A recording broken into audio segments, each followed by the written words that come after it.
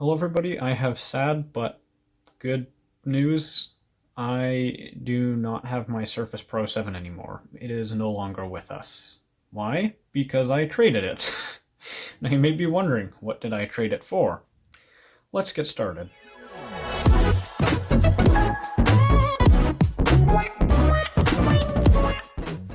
See, after finishing Project G5, I realized something. I still love macOS. I wasn't really feeling it with Windows 10. I was using my new quote-unquote Mac Pro significantly more than my existing laptop. Editing 4K video on it was like a dream. Everything was smooth and snappy. Everything just felt right. Whereas if I tried to perform the exact same task on my Surface Pro 7, it just didn't work for me. Sure, I could edit a 1080p timeline with minimal issues, but when I tried to bring that glorious 4K quality to my videos, it just couldn't handle it. I'm not hating on the Surface Pro 7. Honestly, I loved that device. It just comes down to the fact that I love this new one more.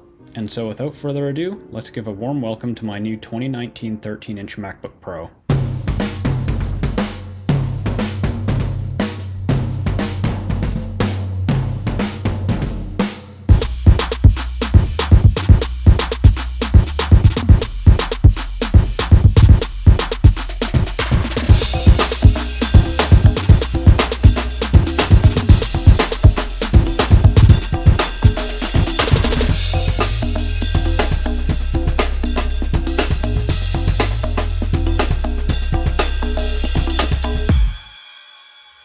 So I owe you guys a bit of an explanation. Why did I trade my Surface Pro 7 for a MacBook Pro? Well, it comes down to the fact that I have been using macOS for, well, about 10 years. I have been using macOS since I first started using computers. It all started when my grandpa got his first 27-inch iMac back in late 2009, I believe. But yeah, that was the first macOS computer I ever used. First macOS version I ever used was, I believe, Leopard, which is why doing that Power Mac G5 video, that brought back a lot of memories. Yeah, so it's basically just a personal preference thing. I much prefer macOS over Windows 10. So I've created this handy little presentation for you guys using Keynote on the new MacBook, which is actually pretty awesome. As you can see, it's a super awesome presentation. Alright, let's get started. So, with the CPU, we're talking about an Intel Core i5 model identifier 8257U, and it's based on the 8th generation Coffee Lake microarchitecture. It has 4 cores and 8 threads, it runs at 1.4 GHz when you're not doing anything, and can boost up to 3.9 GHz for more intense workloads. It's based on the 14nm process and has 6 MB of level 3 cache. Now in terms of memory, we're talking integrated memory, so there's no upgradability there, but it has 8 gigs of 2133 MHz LPDDR3 as opposed to DDR4X, which we see in a lot of laptops nowadays. So for graphics, we're talking Intel Iris Plus 645 graphics, which have 384 cores, which is not a lot for GPUs, 48 texture mapping units, and 6 ROPs. 300 MHz base clock speed is what it runs at when you're basically doing nothing, and it can boost up to 1.05 GHz for more intense graphics workloads. And by default, macOS allocates 1.5 GB of shared system memory to it. Now in terms of storage, it's probably the most disappointing thing because of capacity alone. It's only got 128 GB of storage, but it uses NVMe technology, so it's nice and fast. And I haven't included the read-write speeds because I'll be benchmarking them with Blackmagic Disk Speed Test in a further test in this video. As you can hear, while I was editing some 4K video and color grading it, I actually got the fans to kick into jet engine mode. Now let's start with the first thing everybody does to their laptop when they take it out of their bag. They start it up. And with macOS Big Sur, Apple re-added the startup chime, which hasn't been seen since 2016. So, let's see how fast this MacBook really starts up.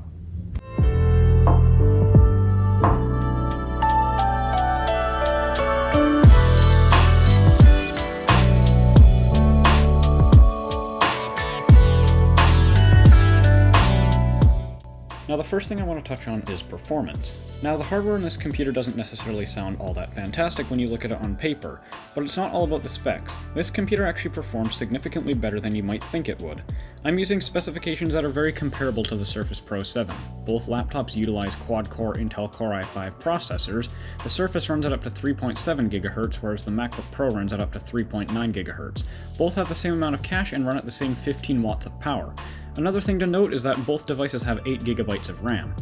Given that I don't have the Surface Pro 7 with me, I can't compare the two devices side by side, but let me tell you, the MacBook Pro handles a 4K timeline in Final Cut like any laptop at this price point should. In fact, I'm actually editing this entire video on the MacBook Pro, and so far I haven't had any issues, so win-win. Running Blackmagic disk speed test benchmark, I got about 500 megabytes per second on the write speed and around 1200 megabytes per second on the read speed, so not bad. Now you're probably wondering, what about the M1 MacBook Pro? Well, now you see, with the M1 MacBook Pro, it seems like a pretty convincing deal, but given that I already spent well over $2,000 on the Surface Pro 7, if I were to trade in my Surface Pro 7 to Apple, I wouldn't be able to because... yeah. Thanks, Apple. Really appreciate that. So while we're on the topic of performance, let me talk about thermals, because thermals are very important to how performance works. Let me tell you that this thing does not run cool. It runs very, very hot sometimes. I have, not even joking, got this thing to run up to 90 degrees Celsius before. This was while color grading video in Final Cut, and as you can see, the vents for the fans, I don't know if you can see that very well, but they're on the back there. There's two little vents, one for intake and one for exhaust, and basically, if you cover those, and it's very easy to when you're sitting on a blanket, it gets really, really, really hot. We're talking 90 degrees Celsius. That's really hot. Like, to the point where if you touch this metal frame underneath the keyboard, it burns your finger. At least it has a fan in it. The same can't be said for the i5 Surface Pro 7. So, yeah, the fan is fairly noisy, no matter what Apple's claims are. They do their asymmetrical fan blade thing and whatnot, but this is quite a noisy fan. Hang on one sec. Let me show you just how loud this fan can get. So right now the fan is running at 1200 RPM roughly, and if I go to active preset and hit full blast in this fun app called Max Fan Control, listen to this.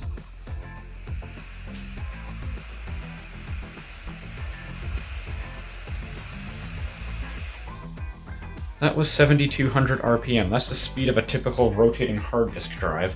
So yeah, the fan is fairly noisy once it kicks up, but I mean, at least it has a fan, which I'm very, very happy about. Tell me it doesn't sound like a plane taxiing down the runway. Alright, Flight 87, you have received clearance on runway 2. Alright, we are taxiing down the runway now. Flight 87, you have received clearance for takeoff. Roger that.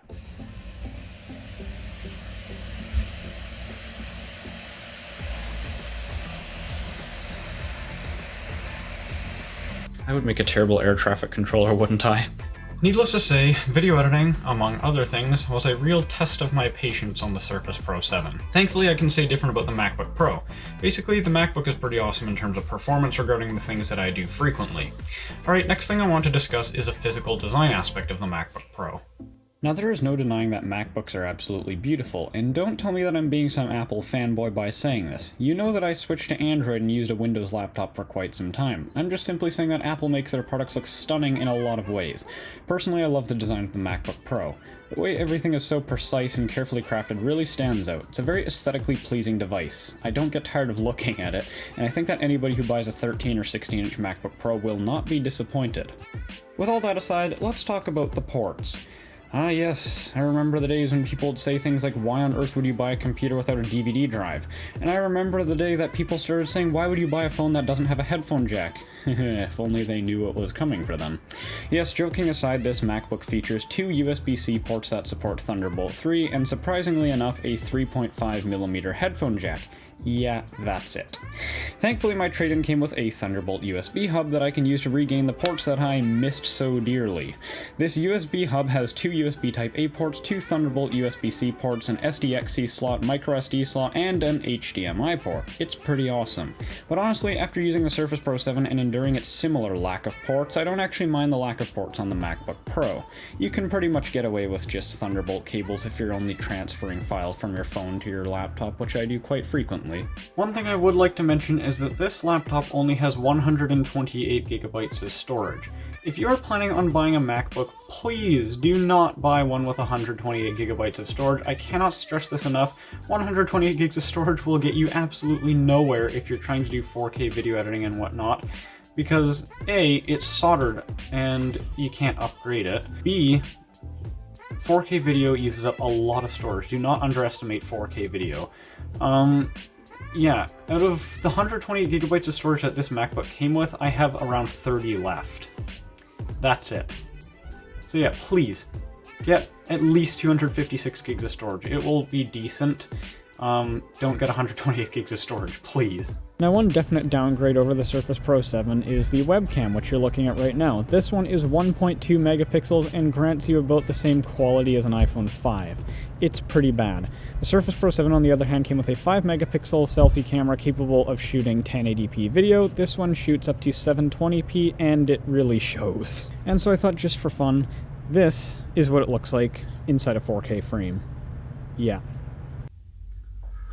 So before filming this video, I had never owned a MacBook previously. This is the first MacBook I've ever owned, and so far I really, really like it. Last thing I'm going to touch on is the battery life. It's pretty freaking awesome. Compared to the Surface Pro 7, the MacBook Pro has a really good battery. Apple rated it up to 10 hours of battery life. It can last me throughout the day. I've got it to give me 2 days on a full charge, which is actually pretty nice.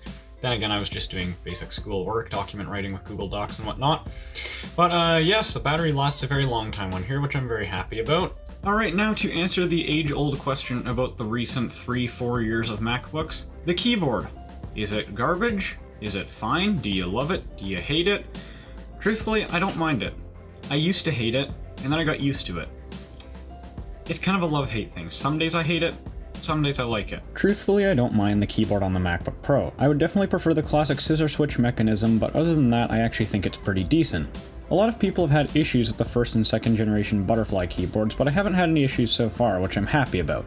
I just don't like having to worry that my keyboard is going to break if I decide to eat pizza over my laptop or something. I typed the entire script for all of the voiceovers in this video on the MacBook keyboard, and it was perfectly fine. It was actually a somewhat enjoyable experience. Yes, I would prefer to have more key travel, but it's fine. I have no complaints about it. It just comes down to what I'm used to. It's okay. Overall, I highly recommend any MacBook within the last 2-3 years. So yeah, if you're looking for a laptop that's sleek and is easy to carry around and looks really good and will grab people's attention with the fun, stupid touch bar thing, which I actually tend to use for emojis and emojis only, then yes, this MacBook is definitely a good deal. Now currently on Apple's website they're selling both the M1 MacBook Pro and a 10th generation Intel MacBook Pro, but please don't buy the 10th gen Intel Core processor MacBook Pro. It's not worth it considering how much performance gain there is with the M1 MacBook Pro. I said in my Surface Pro 7 review it should be able to handle 4K video editing with 8 gigs of RAM and a Core i5. And I was right, but not with Windows, because Windows under the hood is different than Mac OS. But yes, needless to say, I'm very pleased with this MacBook Pro, and if you're considering buying one, I say go for it. Alright, and now I have my pretzels and my coffee. I'm gonna go ahead and edit this video, and if you want to see how long it took to export this entire video and how big the video project file size was in Final Cut, go ahead and take a look down in the description below. Anyways, thank you for watching today's video. I hope you enjoyed it. If you did, give it a thumbs up. If you didn't, then I don't care. But yeah, thank you very much for watching, and I will see you all in the next video. Goodbye.